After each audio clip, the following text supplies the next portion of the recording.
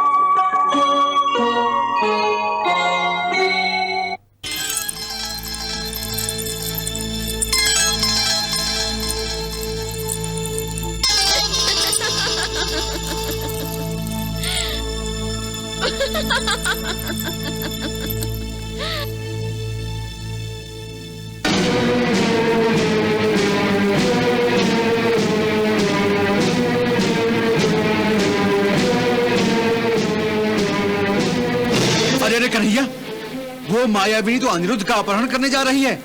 उसे रोकना होगा कन्हैया। रुक जाइए दाऊ भैया, रुक जाइए। तुम मुझे रोक रहे हो कन्हैया? हमारे पोते का अपहरण होने जा रहा है और तुम मुझे रोक रहे हो? दाऊ भैया, समझने का प्रयास कीजिए, चित्रलेखा को मत रोकिए। मेरी कुछ समझ में नहीं आ रहा है कन्हैया, तुम मुझे क्या समझाना चाहते हो? दाऊ भैया, चित्रलेखा उषा की सखी होने के कारण उषा और अनिरुद्ध को मिलाना चाहती है।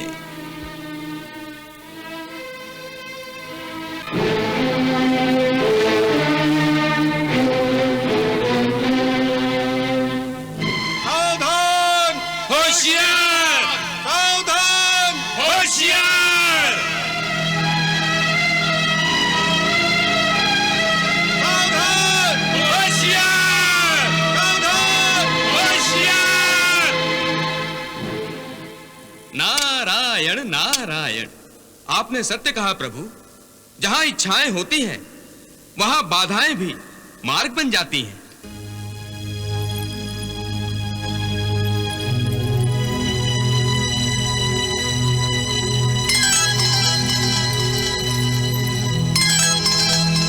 सावधान! होशियार! सावधान! होशियार! हे माता पार्वती, आप चित्रलेखा और अनिरुद्ध को अपनी सुरक्षा में ले लीजिए। पुत्री, तुम्हारी मनोकामना अवश्य पूरी होगी। कौन है? तुम्हें तुम्हारा पति शीघ्र, अतिशीघ्र प्राप्त होगा कन्या। कौन है? कौन है? ये कौन बोल रहा है? मैं तुम्हारी सासू माँ बोल रही हूँ बहू। ये तो चित्रलेखा की आवाज है। चित्रलेखा, चित्रलेखा, चित्रलेखा।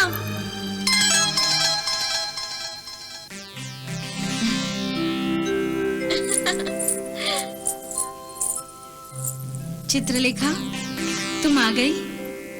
मैं बहुत खुश हूँ। लेकिन उषा, मैं अकेली आई हूँ। अकेली? क्यों? अब कहाँ गई तुम्हारी सारी खुशी? चित्रलेखा, तुम्हें सुरक्षित देखकर मेरे मन की सारी शंकाएं दूर हो गई हैं।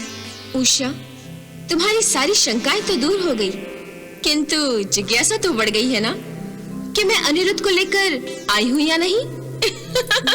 अनिरुद्ध? अनिरुद्ध को लेकर आई हो? परंतु कहाँ है वो? वहाँ विश्राम कर रहा है तुम्हारा चिच्चोर।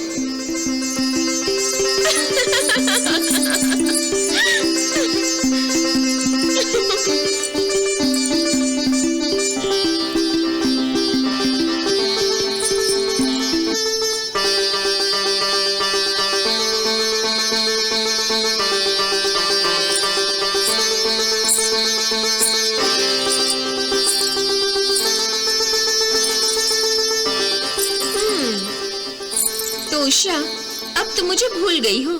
नहीं नहीं चित्रलेखा, मैं तुम्हें कैसे भूल सकती हूँ? तुम्ही ने तो मुझे मेरे सपनों के राजकुमार से मिलाया है।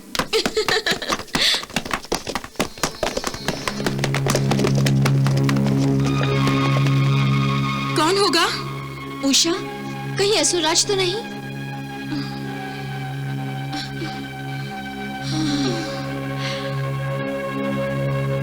अच्छा उषा, तो अब मैं चलूं? नहीं नहीं चित्रलेखा, तुम कैसे जा सकती हो? मुझे तुम्हारी हर पल आवश्यकता हो सकती है। बाद में कहोगी चित्रलेखे, अब मुझे तुम्हारी आवश्यकता नहीं है। कांटा समझोगी अपने प्रेम पथ का मुझे। अच्छा, ये हंसी ठट्ठा छोड़ो और अनिरुद्ध को होश में लाओ। उषा, अनिरुद्ध तो मेरी माया के प्रभाव में है। कल सूरज निकलते ही मेरी माया का प्रभाव नष्ट हो जाएगा और फिर क्या होगा? फिर ये होश में आएगा और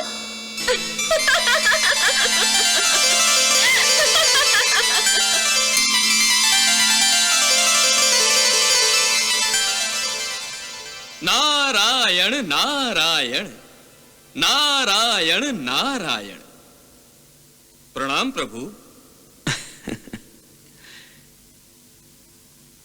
कहिए देवर्षि, नाटक में अब कौन सा रंग भरना है?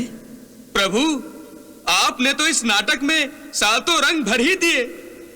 और रस? नाटक तो सभी रंगों से परिपूर्ण है। अब केवल रौद्र रस और वीर रस शेष हैं। रौद्र रस भी उस समय भर जाएगा देवर्षि, जब बाणासुर को पता चलेगा कि अनिरुद्ध उषा के कक्ष में है। और उसके बाद अनिरुद्ध वीर रस का प्रदर्शन करेगा। प्रभु, क्या वही नाटक का अंतिम पर्व होगा? नहीं देवर्षि, केवल उषा अनिरुद्ध शीर्षक का एक नाटक समाप्त होगा। परंतु इस प्रकार का रोमांचक नाटक हर युग में रचा और खेला जाएगा। उसमें उषा अनिरुद्ध नहीं होंगे, परंतु उषा और अनिरुद्ध का प्रतिनिधित्व करने वाले कोई दूसरे प्रेमी प्रेमिका होंगे। उस नाटक का सूत्रधार ना आप होंगे और ना मैं। हमारा स्थान समय किसी दूसरे को दे देगा।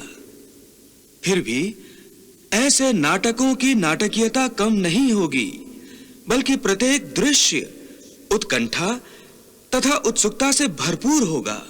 आहा! ऐसे नाटक में जब प्रेमी अपनी प्रेमिका से और प्रेमिका अपने प्रेमी से मिलेगी, तब हमारी तरह दर्शकों को भी बहुत आनंद मिलेगा। असाधारण स्थिति और प्रतिकूल अवस्था में उषा और अनिरुद्ध की भेंट और मिलन हुआ है। इस कारण हमें अधिक प्रसन्नता हुई है। इसका कारण क्या है भगवान? इसका कारण है प्रेम, और प्रेम की सफलता। मैं समझा नहीं प्रभु। भगवान, आप तो प्रेम के देवता हैं। आप ही मुझे कृपया समझाइए। देव ऋषि, समस्त सृष्टियों में एक ही भावना श्रेष्ठ है, और वो है प्रेम की भावना। काम का पवित्र रूप है प्रेम, और काम का ही अपवित्र रूप है वासना। प्रेम के अनेक रूप हैं, अनेक रंग हैं। माता अपनी संतान को वात्सल्य प्रदान करती है। वात्सल्य प्रेम का ही एक रूप है। ममता प्रेम का सबसे उत्तम स्वरूप है। पति पत्नी के सहजीवन का आधार विश्वास है, एक दूसरे पर विश्वास। यह विश्वास भी प्रेम का एक रूप है। वाह प्रभु वाह। पिता अपनी संतान को सुरक्षा प्रदान करता है, जिसके कारण संतान निश्चिंत रहती है। पिता संतान को जो सुरक्षा प्रदान करता है, वो भी प्रेम का ही एक अनोखा रंग है देवर्षि। नारायण नारायण। एक मित्र दूसरे मित्र के लिए व्याकुल हो जाता है। मित्रता निभाने के लिए सच्चा मित्र तड़प उठता है। देवर्षि, प्रेम का दूसरा नाम मित्रता ही है। वाह प्रभु वाह। बंधु प्रेम, भगिनी प्रेम, पितृ प्रेम, मातृ प्रेम, ऐसे प्रेम के अनेक रंग हैं, अनेक रूप हैं। परंतु प्रेम का सबसे मन भावन रूप उस समय देखने को मिलता है जब दो प्रेमी एक दूसरे से प्रेम करने लगते हैं। प्रेम का मनमोहक रंग तब खिल उठता है जब उषा जैसी प्रेमिका अनिरुद्ध जैसे प्रेमी को अपने मन में बसा लेती है, और अनिरुद्ध जैसा प्रेमी उषा जैसी प्रेमिका को सपने में देखने के बाद अपने सामने देखने के लिए तड़प उठता है। वाह भगवान वाह, आपकी लीला न्यारी है। देवऋषि, प्रेम दो दिलों का संगम होता है। प्रेम दो परिवारों को रिश्तों के पवित्र बंधन में बांध देता है। देवऋषि, जब मनुष्य को किसी से प्रेम होता है तो इसके प्रभाव से उसका मन, उसका हृदय स्वच्छ और निर्मल हो जाता है। उसके मन में केवल पवित्र भावनाओं का उद्गम होता है। सच्चा प्यार भक्ति का ही एक पवित्र रूप है। देवऋषि, प्रेम ही प्रेमियों को भक्ति करने पर विवश कर देता है, और जब प्रेमियों के मन में भक्ति की भावना का उद्गम होता है, तब उनके मन से शत्रुता का अंत हो जाता है। वाह प्रभु वाह वाह। नारायण नारायण।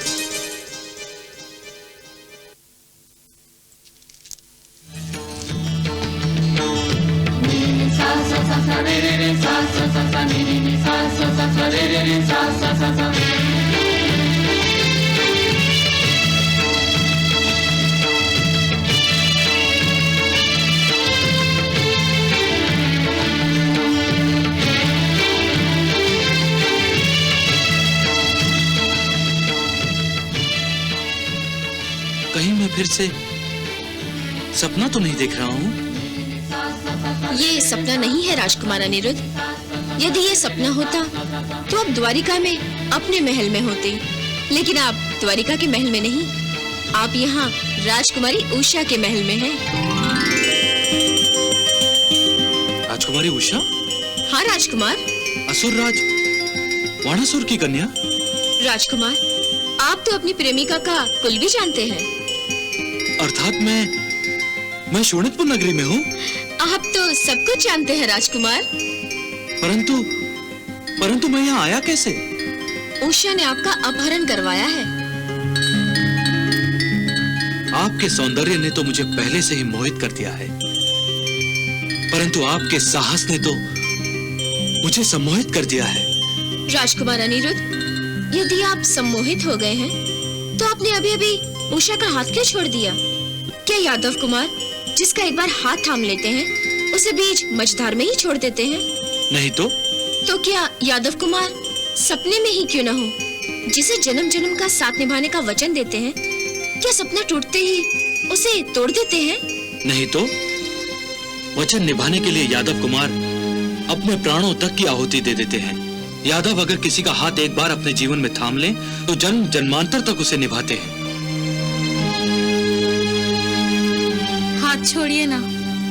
नहीं उषा, मैं तुम्हारा हाथ नहीं छोड़ सकता। अगर मैंने तुम्हारा हाथ छोड़ दिया तो तुम्हारी ये नटखट सखी फिर से मेरी खिल्ली उड़ाएगी। मुझे अपनी कोई परवाह नहीं है उषा, मुझे तो तुम्हारी चिंता है। अगर मुझे तुम्हारे कक्ष में किसी ने देख लिया तो तुम बदनाम हो जाओगी, इसलिए मुझे अब यहाँ से चलना होगा। नहीं नहीं, आप यहाँ से नहीं जाएंगे। उषा, मैं बारात लेकर आऊंगा और सबके सामने तुम्हारा हाथ अपने हाथों में लेकर तुमसे विवाह करूंगा और उसके पश्चात तुम्हारे पिताश्री से आशीर्वाद भी लूंगा। लेकिन ये संभव नहीं है राजकुमार अनिरुद्ध। आप दोनों के विवाह को असुरराज बाणासुर का आशीर्वाद कभी प्राप्त नहीं होगा। वो आपको अपना परम शत्रु मानते हैं। यदि उन्हें ये पता भी चल गया कि आप यहाँ उषा के कक्ष में हैं, तो अनर्थ हो जाएगा। इसीलिए तो मैं यहाँ से जाना चाहता हूँ। नहीं नहीं, आप यहाँ से जाएंगे तो मेरे प्राण भी आपके साथ होंगे प्राणनाथ। उषा, मैं आपके बिना जीवित नहीं रह सकती। राजकुमार अनिरुद्ध, इसीलिए तो मैंने द्वारिका से आपका अपहरण किया है। परंतु अब मेरा यहाँ रहना उचित नहीं है। क्या पत्नी के कक्ष में पति का होना अनुचित है? प्रिय, हम दोनों सपने में पति पत्नी बने थे, वास्तव में नहीं। तो फिर अब वास्तव में बन जाइए। मैंने सारा प्रबंध कर दिया है, देखिए।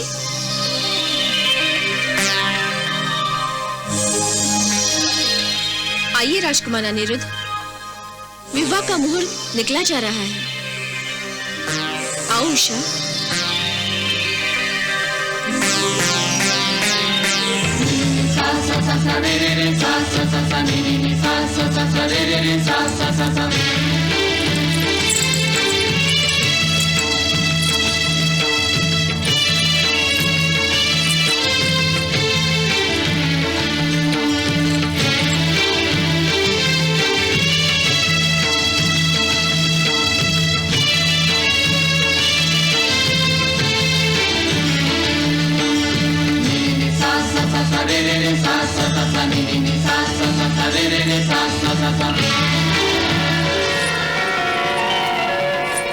प्रभु, प्रभु, प्रभु, मेरा मन भय से व्याप्त हो गया है। अनिरुद्ध की चिंता से मेरा मन व्याकुल हो रहा है। हमारा लाडला पौत्र अनिरुद्ध अपने शयन कक्ष में नहीं है। कहीं अनिरुद्ध का किसी असुर ने अपहरण तो नहीं किया है? परंतु ये कैसे हो सकता है? देवी, आप धीरज न खोएं। आप देवी हैं, देवी। देवी, मेरे इस अवतार रूप में मेरा साथ देने के लिए आपने भी तो भूलोक पर अवतार धारण किया है। आप आदि माता हैं, जगत जननी हैं। देवी, आपके बिना मेरा महत्व ही क्या है? ऐसा ना कहिए प्रभु, ऐसा कहकर मुझे लज्जित ना कीजिए। ये तो सत्य है देवी, इसमें लज्जा कैसी? ज्ञानी तपस्वी कहते हैं, मैं अर्थ हूं और आप वाणी हैं। मैं न्याय हूं और आप नियति है। मैं जगत का सृष्टा हूं और आप सृष्टि हैं। मैं यज्ञ हूं और आप दक्षिणा हैं। फिर भी आप अपना सत्य स्वरूप भूलकर भावना के अधीन कैसे हो सकती हैं देवी? आप अंतर्यामी होकर भी इस घटना को केवल चर्म चक्षुओं से क्यों देखती हैं? आप अपने अंतर चक्षुओं से देखिए देवी, तब आप मेरी लीला को जान सकेंगी। अनिरुद्ध सुरक्षित है देवी। वो बाणासुर की कन्या उषा के साथ विहार कर रहा है।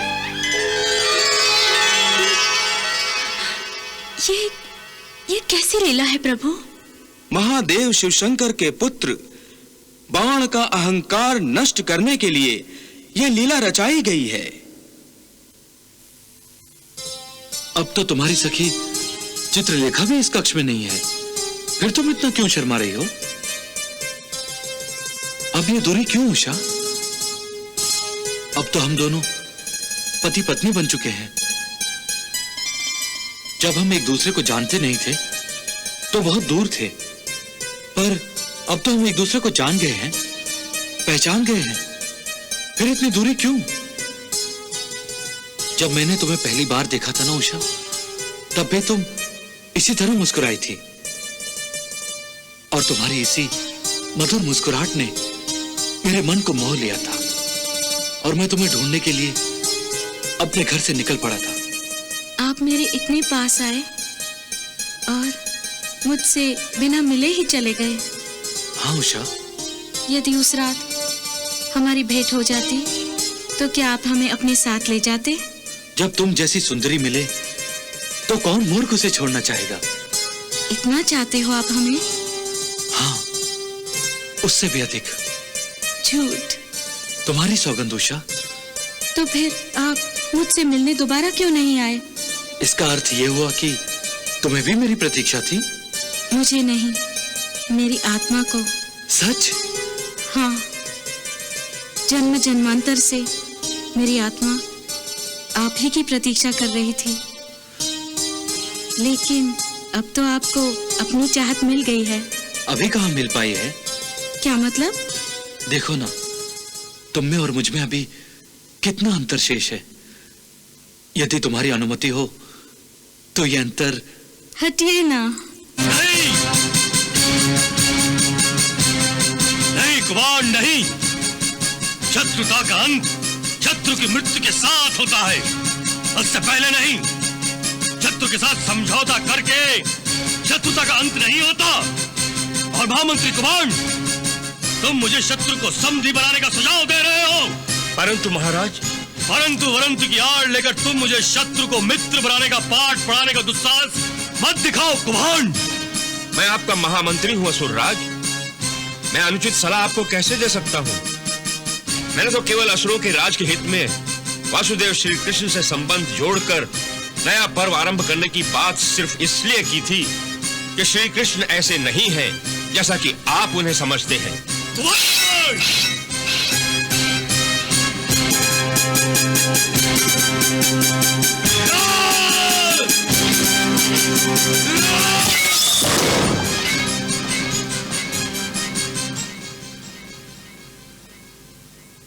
कुम्हार, यदि तुम हमारे महामंत्री ना होते तो इस दीपदान की भांति हम तुम्हारे टुकड़े टुकड़े कर चुके होते।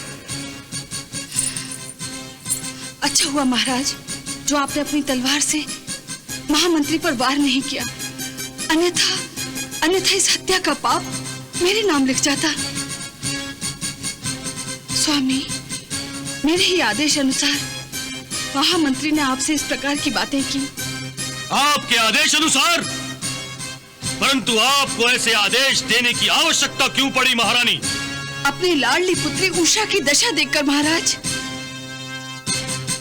महाराज, अगर हम उषा का विवाह राजकुमार अनिरुद्ध से कर दें तो हमारी पुत्री सुखी हो जाएगी महाराज। पर हमारी तलवार दुखी हो जाएगी महारानी। इस बाणासुर के सामने सदा सर्वदा शत्रुओं के सिर झुकते आए हैं। इस बाणासुर का सिर कभी किसी शत्रु के सामने नहीं झुका। और दुर्भाग्य से यदि ऐसा समय आ भी गया तो फिर बाणासुर की ये तलवार उसका सिर उसके अपने धड़ से अलग कर देगी। महाराज, महाराज, महारानी, समधी के वेश में आया शत्रु शत्रु ही होता है, और बेटी वाला होने के नाते शत्रु के सामने मैं अपना सिर नहीं झुका सकता महारानी। इसलिए कृष्ण से रिश्तेदारों का व्यवहार कदापि नहीं हो सकता महारानी, कदापि नहीं हो सकता। उस ग्वाले से केवल युद्ध हो सकता है महारानी, उससे केवल शत्रुता ही निभाई जा सकती है, रिश्ता नहीं। परंतु मैं ये युद्ध टालना चाहती हूँ महाराज। परंतु मैं युद्ध चाहता हूँ महारानी, युद्ध। महाराज, अपनी पुत्री उषा का तो विचार कीजिए। मैंने वो विचार कर लिया है महारानी। हम उषा का विवाह शीघ्र रचाएंगे। महामंत्री कुभांड, आज्ञा असुरराज। आप उषा के लिए सुयोग्य राजकुमार का चयन शीघ्र ही कीजिए। जो आज्ञा असुरराज।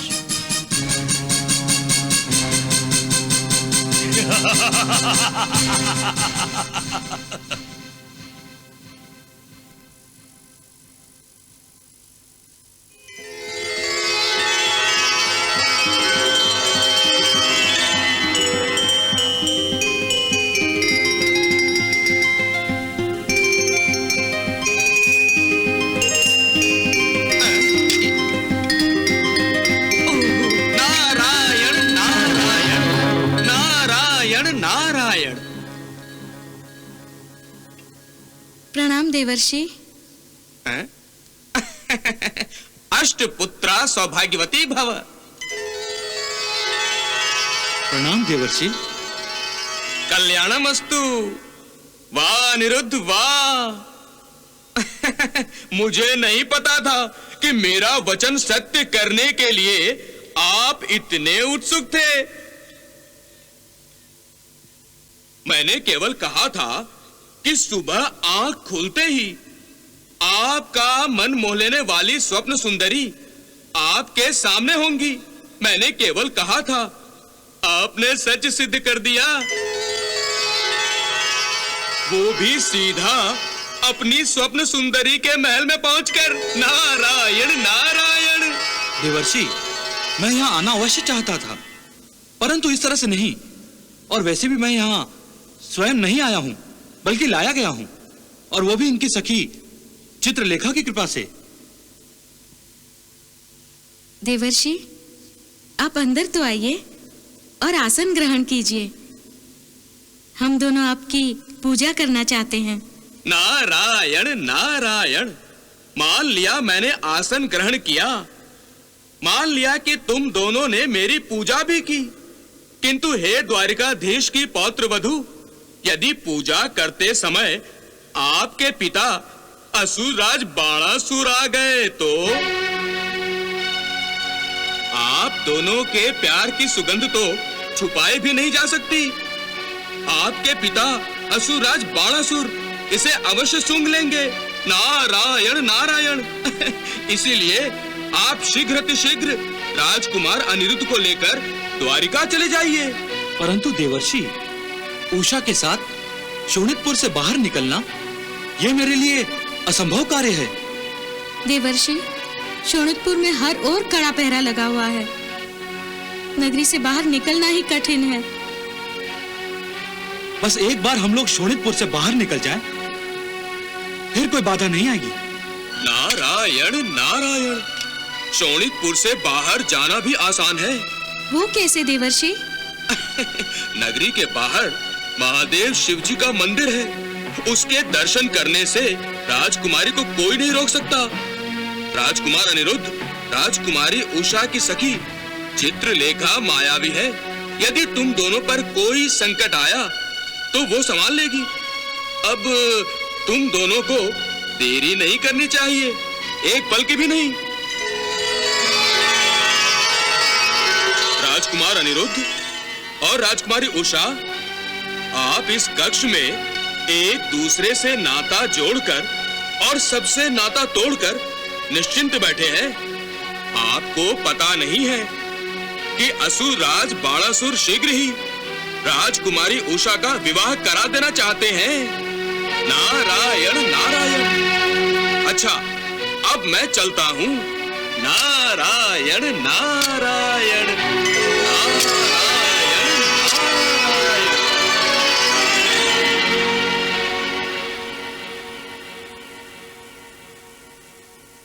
मुझे विश्वास नहीं हो रहा गुप्तचर, कहीं तुम नशे में तो नहीं हो? नहीं है सुरेश्वर। गुप्तचर, चित्रसेन और वीरसेन ये दोनों प्रमुख असुर राज के प्रमुख मायावी गुप्तचर थे, फिर उन्हें कौन ध्वस्त कर सकता है? मैंने उन्हें अपनी आंखों से ध्वस्त होते हुए देखा था। चित्रसेन और वीरसेन दोनों ध्वस्त हो चुके हैं। उन दोनों का अंत हो चुका है। यदि ये सच है तो किस मायावी ने उन्हें ध्वस्त किया है?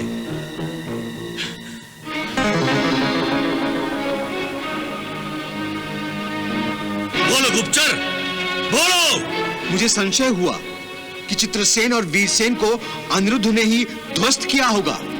अनिरुद्ध ने? गुप्तचर, वीरसेन और चित्रसेन को अनिरुद्ध ने ही ध्वस्त किया है, ये तुम कैसे कह सकते हो? बोलो गुप्तचर, बोलो। मैं तुम्हारा तर्क सुनने के लिए उत्सुक हूं। बोलो। ये आप जानते हैं सुरेश्वर कि अनिरुद्ध ने द्वारिका से शोणितपुर तक घुसाने का दुस्साहस किया था, पर अवश्य ही वो फिर से इधर ही आ रहा होगा और संजोग से उसका सामना चित्रसेन और वीरसेन से हुआ होगा। अनिरुद्ध भी माया जानता है। उसने उन दोनों को विवश करके सत्य जान लिया होगा और फिर अपनी माया से उन दोनों को नष्ट कर दिया होगा। मैंने सोचा कि यदि ये काम अनिरुद्ध का ही है तो वो द्वारिका में नहीं होगा। तो फिर तुम द्वारिका गए? हाँ सुरेश्वर, अनिरुद्ध द्वारिका में नहीं था। यदि वो द्वारिका में नहीं था तो कहां गया? क्षमा करें सुरेश्वर, मैंने आपसे पहले ही कहा था कि अनिरुद्ध शोणितपुर के लिए प्रस्थान कर चुका था। इसका अर्थ तुम ये कहना चाहते हो कि भगोड़े कृष्ण का पोता अनिरुद्ध फिर शोणितपुर में आया होगा? हाँ सुरेश्वर। हाँ, तो भगोड़े कृष्ण का पोता फिर शेर की मान में घुस आया है।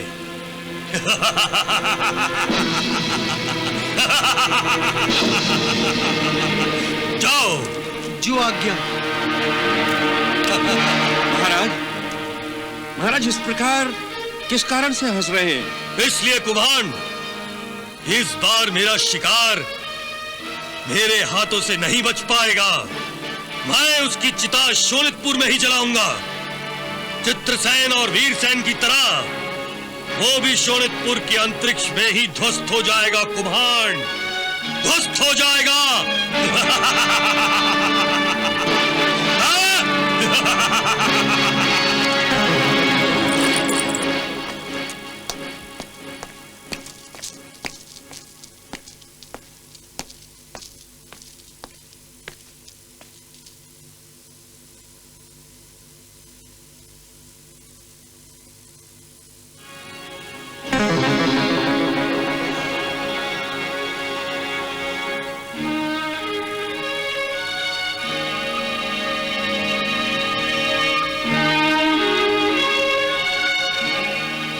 मायासुर, मायासुर, प्रकट हो जाओ मायासुर, प्रकट हो जाओ।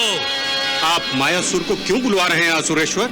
अभी पता चल जाएगा दुराचक, पहले उसे आने तो दो। मायासुर, प्रकट हो जाओ।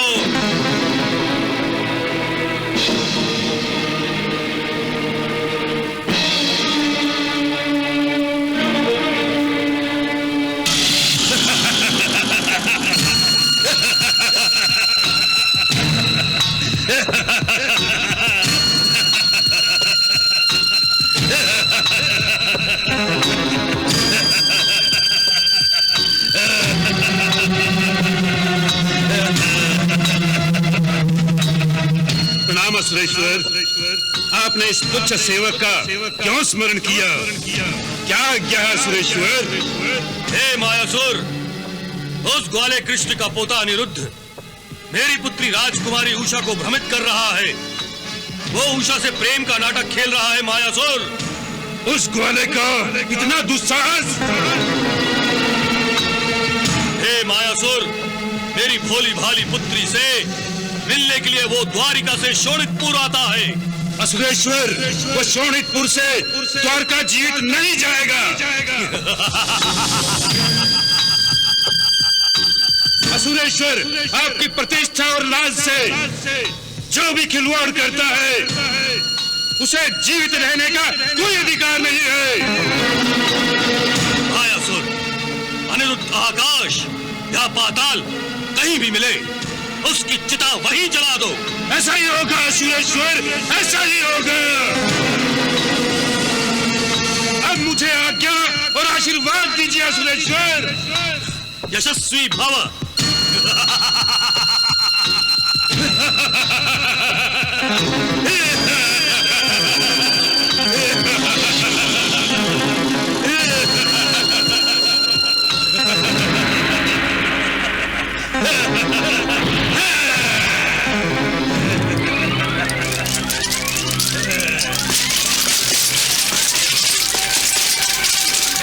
मेरे माया जाल से अब मैं देखता हूं कौन बच सकता है।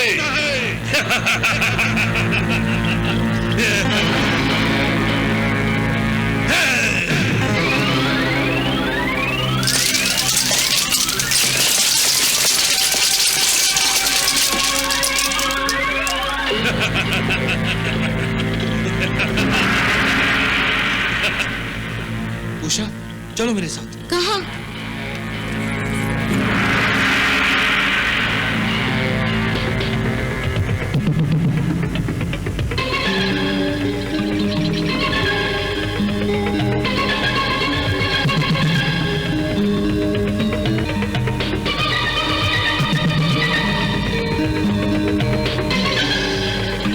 यहाँ भी नहीं है।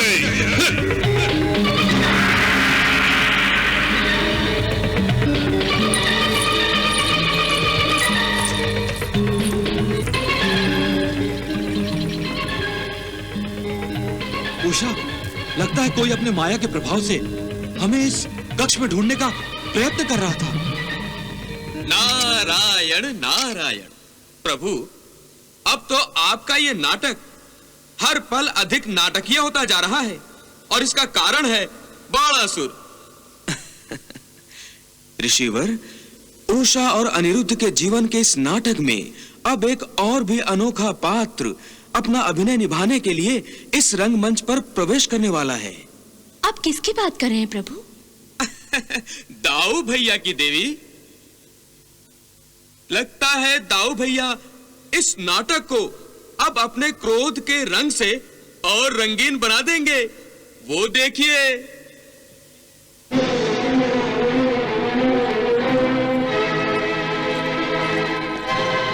दाऊ भैया तो क्रोधित दिखाई दे रहे हैं। देखिए ना, उनके हाथ में गदा भी है। नारायण नारायण। दाऊ भैया।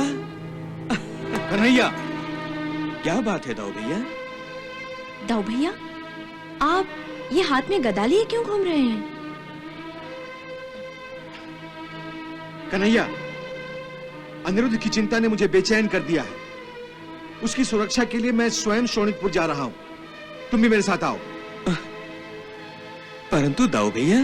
परंतु कुछ नहीं कन्हैया, तुम मेरे साथ आओगे या नहीं? दाऊ भैया, शोणितपुर जाने की कोई आवश्यकता नहीं है।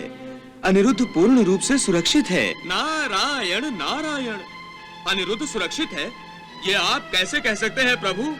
मेरे विचार से तो बिल्कुल सुरक्षित नहीं है। ऐसा आप क्यों कह रहे हैं देवर्षि?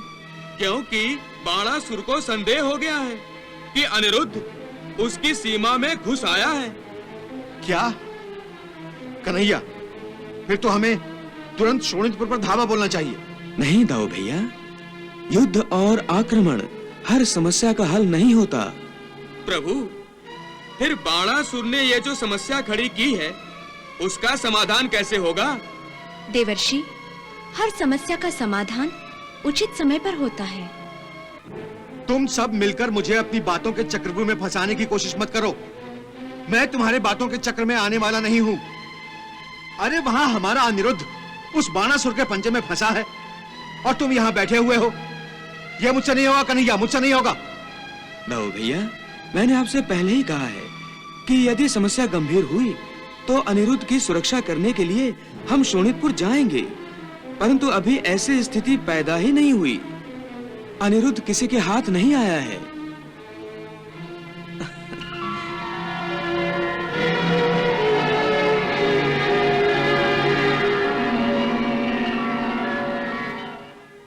दाऊ भैया, वो देखिए, अनिरुद्ध की खोज जारी है।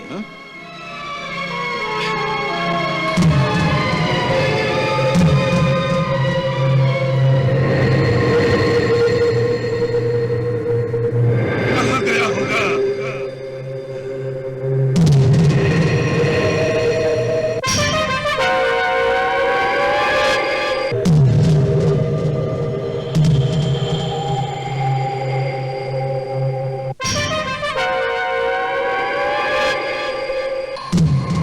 और शोणितपुर के अंतरिक्ष में बाणासुर का मायावी गुप्तचर मायासुर अनिरुद्ध की खोज में सतर्क होकर संचार कर रहा है।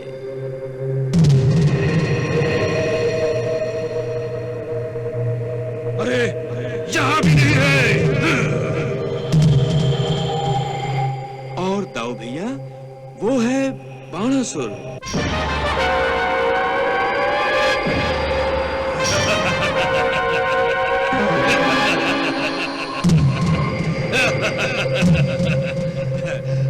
प्रणाम असुरेश्वर। कहो मायासुर, क्या खबर लाए हो? असुरेश्वर, मैंने शोणितपुर नगरी और उसके अंतरिक्ष में अपना माया जाल फैला दिया है। अब वो जहां भी होगा मुझसे जीवित नहीं बचेगा।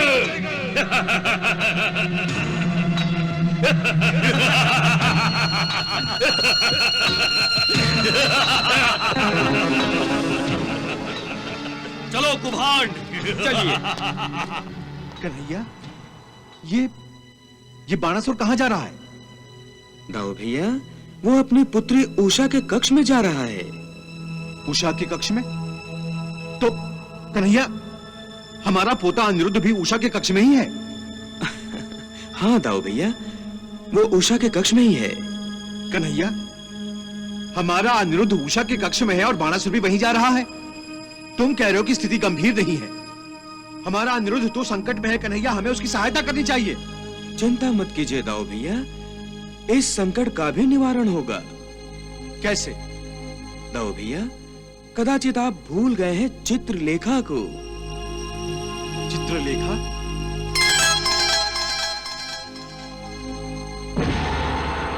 कन्हैया, ये रुक्मिणी है ना? नारायण नारायण। हाँ दाऊ भैया, ये रुक्मिणी ही है, चित्रलेखा नहीं। अच्छा, दाऊ भैया, आप मुझे चित्रलेखा समझ रहे थे, इसीलिए कदाचित आप मुझसे बात नहीं कर रहे थे। दाऊ भैया, अब आप देखिए चित्रलेखा को, वो देखिए। नारायण नारायण।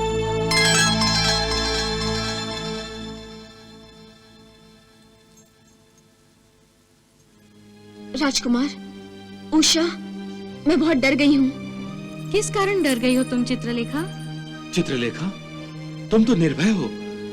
तुमने ही तो द्वारिका में घुसकर मेरा अपहरण करने का साहस किया था। इस साहस के कारण ही तो भयभीत हो गई हूँ राजकुमार अनिरुद्ध। ऐसा समझ लीजिए, संकट के बादल चारों ओर से घिराए हैं। पहेलियां क्यों बुझा रही हो चित्रलेखा? साफ साफ क्यों नहीं कहती कि कौन सा संकट आने वाला है? राजकुमार अनिरुद्ध, आप द्वारिका में नहीं हैं। इसका समाचार असुरराज बाणासुर को प्राप्त हो गया है। तो इसमें भयभीत होने वाली कौन सी बात है? इस बात से उन्होंने ये अनुमान लगा लिया है कि आप शोणितपुर में हैं, और शोणितपुर में आप यहाँ होंगे, ये भी वो समझ गए हैं। अर्थात ये राजकुमारी कि वो ये जान चुके हैं कि तुमने ही राजकुमार अनिरुद्ध को अपने कक्ष में छुपा रखा है। नहीं, ये केवल उनका संदेह मात्र है। इस संदेह को ही विश्वास में बदलने के लिए असुरराज बाणासुर स्वयं किसी भी क्षण अचानक इस कक्ष में आते ही होंगे।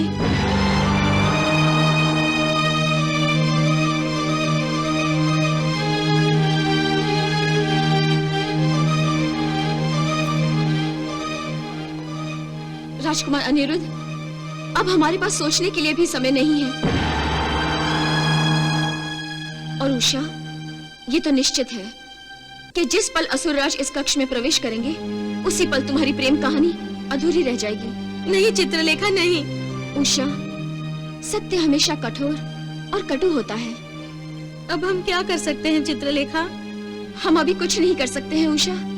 मुझे निराश ना करो चित्रलेखा। तुम्हें निराश होने की कोई आवश्यकता नहीं उषा। मैं अकेला ही एक अक्षौणी सेना के बराबर हूँ। जिस प्रकार तुम्हारे पिताश्री अजय हैं, ठीक उसी प्रकार मैं भी अजय हूँ। मैं इसी पल तुम्हें यहाँ से द्वारिका ले जाऊंगा। राजकुमार अनिरुद्ध, ये इतना सहज नहीं है जितना आप सोच रहे हैं। आप केवल एक अक्षौणी सेना के बराबर हैं और असुरराज बाणासुर के पास ऐसी कई अक्षौणी सेनाएं हैं।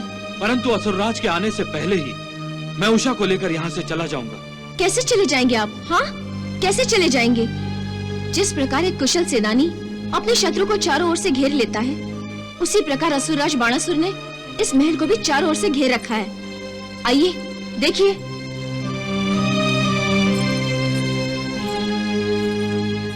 वो देखिए।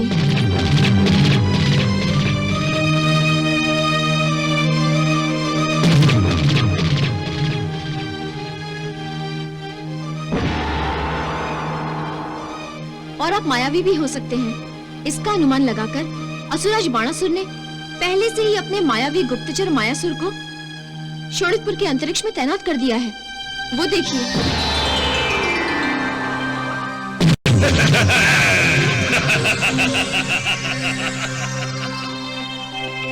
और अब स्वयं असुरराज बाणासुर किसी भी क्षण इस कक्ष में आते ही होंगे। राजकुमार अनिरुद्ध, जब असुरराज स्वयं इस कक्ष में आएंगे, तब आप सशस्त्र होते हुए भी निशस्त्र के समान ही होंगे। राजकुमार अनिरुद्ध, आप उन्हें अपनी माया से भी भ्रमित नहीं कर सकते हैं, क्योंकि असुरराज बाणासुर स्वयं महामायावी हैं। आप कहीं भी छुप जाएं, कोई भी रूप धारण कर लें, लेकिन असुरराज बाणासुर की आंखों में धूल नहीं झोंक सकते।